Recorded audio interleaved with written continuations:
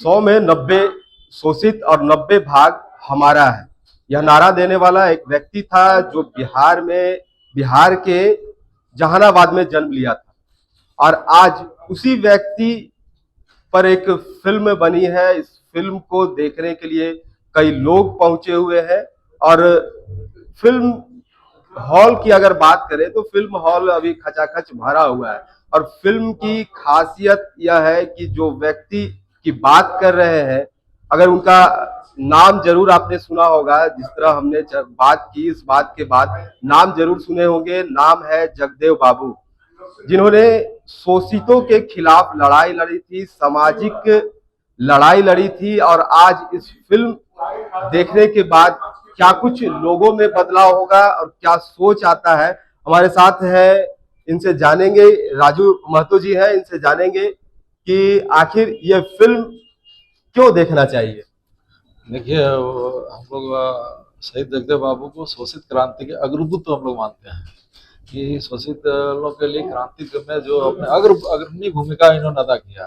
तो क्यों अग्रणी भूमिका अदा करा है? उस समय का जो वर्णवादी व्यवस्था, सामंतवादी व्यवस्था, पूंजीवादी व्यवस्थाएं, जो व्यवस्थाएं थी जिसके खिलाफ लोग उस समय, आपको पढ़ने लिखने में भी आपको बेंच पर बैठना नहीं था, आपको बहुत जगह जाने में प्रतिबंध था।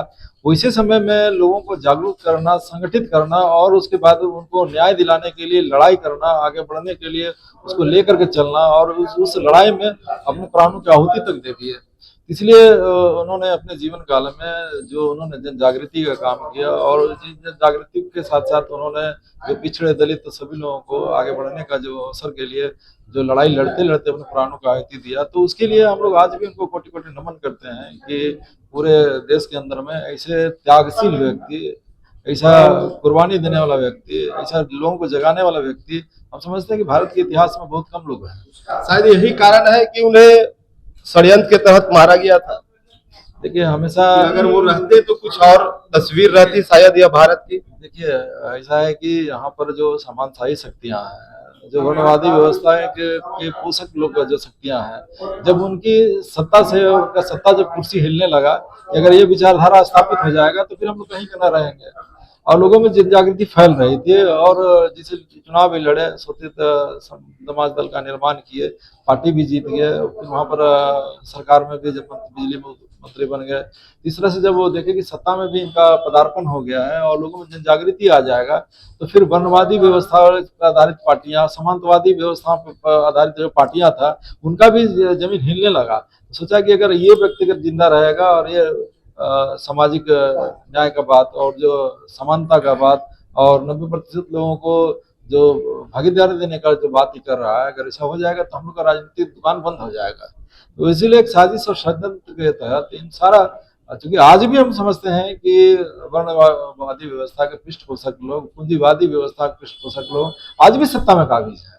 और हम समझते हैं कि आज भी पिछड़ा दलित समुदाय के जो भी लोग आज नीचे स्तर से भी कुछ क्रांतिकारी या परिवर्तन करना चाहते हैं, तो चूंकि लोकतंत्र का 4 स्तंभ है, चारों स्तंभ में कहीं न कहीं वो नई शक्तियों का आज काबिज है। लेकिन अब सोशल मीडिया के माध्यम से और लोगों में भी थोड़ा सा जागृति, पढ़ाई लिखाई से जो आई है, तो कुछ अब परिवर्तन होने के बाद में अब जो ट्रेंड है वो ट्रेंड अब बदला है। तो बदला है, तो पहले जिस तरह का जो व्यवस्थाएं थी वो व्यवस्था से अब थोड़ा निजात मिला है।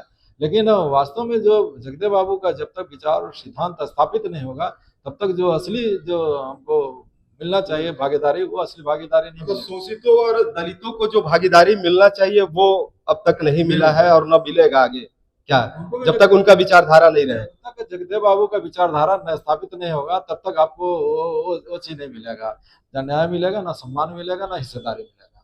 केवल आपको मुखौटा के रूप में दिखा करके समाज का वोट भर लेने का जो पॉलिटिक्स होगा वही पॉलिटिक्स होगा। लेकिन जो जनता को जो मतलब कोई भी राजनीतिक पार्टियां सिर्फ समाज को एक वोट बैंक के तौर पर इस्तेमाल कर रही है, उसी के तहत है। और कोई पार्टी खाली भाषण में पिछड़ा दलित और अंतिम व्यक्ति तक खाली भाषण में पहुंचेगा, लेकिन वास्तव में उसको किस तरह से व्यवस्था का लाभ सब देना है, कैसे उसको हिस्सेदारी देना है, किसी पार्टी में नहीं है। आज देख लीजिए झारखंड भी अलग राज्य बना है, आज आउटसोर्सिंग से बहाली हो रहा है। बाबा साहब रिजर्वेशन पॉलिसी यहाँ बना दिया है, रिजर्वेशन पॉलिसी यहाँ फेल हो गया। यहाँ तो अर्चित संवर्ग का व्यक्ति मुख्यमंत्री है, लेकिन फिर भी आउटसोर्सिंग से बहाली हो रहा है। मान लिया 26% आदिवासियों का आरक्षण है, 14% आपका ओबीसी का, 10% एससी का आरक्षण है, लेकिन आउटसोर्सिंग से बहाली कर देते हैं तो फिर सब आरक्षण खत्म हो गया। तो कहाँ आप यहाँ पर भी कहने के लिए आरक्षित संवर्ग व्यक्ति मुख्यमंत्री बना हुआ है, लेकिन आरक्षित संवर्ग व्यक्ति का कहाँ आपको आगे बढ़ने का अवसर, जो छोटा अवसर मिला है वो तो नहीं मिल रहा है।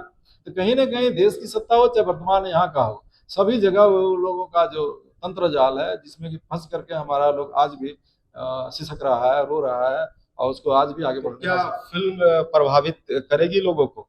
देखिए, जहाँ तक पत्र पत्रिका हुआ, फिल्म है, डॉक्यूमेंट्री है, नाटक है, ये सारा चीज जो है जनता के बीच में जाती है तो लोगों के दिमाग में एक असर होता है और कुछ परिवर्तन होता है। हम समझते हैं कि पिक्चर भी परिवर्तन के दिशा में एक महत्वपूर्ण भूमिका अदा करेगी। आप भी इस समाज से जुड़े हुए हैं, क्या कहेंगे समाज के लिए? समाज के लोगों को हम तो शुरू से हम लोग उस समय से जब से होश संभाले हैं तब से हम लोग लोगों को जगाते आ रहे हैं, और हम लोग कह रहे हैं कि अपने महापुरुषों के विचार से सबक लिखिए, सबक सीखिए। हमारा महापुरुषों ने जो विचार दिया है और जो काम किया है भारत के इतिहास में मार्वलस है। किसी समाज का इतना गौरवशाली इतिहास नहीं जितना गौरवशाली इतिहास कुशवाहा समाज का है। चाहे जगदेव बाबू हो, चाहे महात्मा ज्योतिबा फुले हो, चाहे भगवान बुद्ध के रूप में मिला हो, ये सारे लोग पूरा मानवतावादी विचारधारा, पिछड़ा दलित गरीब गुरुआ सबको लेकर आगे चलने का विचारधारा अगर कहीं है तो कुशवाहा समाज के महापुरुषों में है। देखिए, कुशवाहा समाज और जगदेव बाबू के समाज से जुड़े हुए कुछ और लोग भी हैं, इनसे भी जानेंगे कि आज समाज की परिदृश्य में देखा जाए, या दलित हो या बैकवर्ड हो, कहाँ देखते हैं इसे? छले जा रहे हैं हमारे दलित, कुशवाहा, कुर्मी, कोयरी, दांगी, जितने भी ये ओबीसी के लोग हैं, आज इनको छला जा रहा है, चाहे केंद्र में हो या अपने राज्य में हो। हम लोगों का इस्तेमाल सिर्फ वोट बैंक के लिए किया जा रहा है। सामने एक मुखौटा रख दिया जाता है और उनके पीछे उनके सारे वोट को भंजा लिया जाता है, और कोई उसके बाद सुध लेने नहीं आता है कि आप कहाँ है, नहीं है, क्या कर रहे हैं, कोई नहीं लेता है। ना हमारा केंद्र सरकार है ना राज्य सरकार है, हम लोग अभी भी चले जा रहे हैं।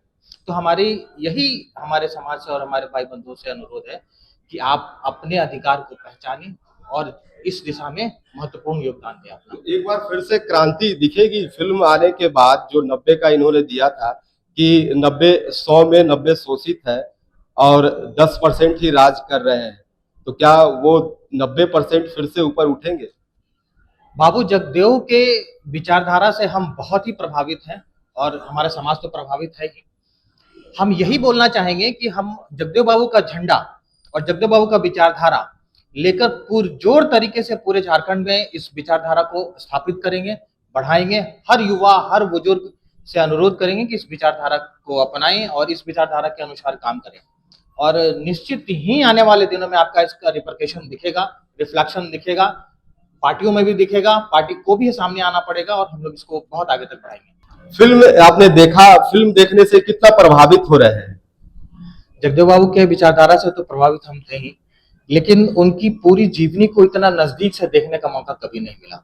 उनका ये बायोपिक देखने के बाद हम और भी ज्यादा प्रभावित हैं, और हम युवाओं से आह्वान करेंगे कि आप इस मूवी को जरूर आकर देखिए, तब जाकर आप अपने आप को पहचानेंगे और क्या परिवर्तन कर सकते हैं तब उनको समझ में आएगा। जी बिल्कुल, ये थे मनीष जी जिन्होंने बहुत अच्छी बात कही है कि फिल्म आप जरूर देखिए। देखिए, फिल्म में जिस तरह फिल्म का नाम जो दिया गया है, the Indian Lenin Babu Jagdev, Lenin तो जरूर समझे होंगे, अब बिहार के ये लेनिन कहे जाते थे, और जिस तरह से समाज को बदलने की कोशिश की, समाजवाद के खिलाफ इन्होंने लड़ाई लड़ी, जो दलित है, शोषित है, उनके खिलाफ इन्होंने लड़ाई लड़ी है, और कैसे आप भी अपने समाज को आगे बढ़ा सकते हैं, इसके लिए फिल्म आपको देखना बेहद जरूरी होगा। जब तक फिल्म देखेंगे तभी आपको समझ में आएगा कि आखिर दलित समाज कितना संघर्ष से आगे बढ़ रहा है। रांची से टीवी 45 के लिए अपने सहयोगी आनंद के साथ जयंत कुमार।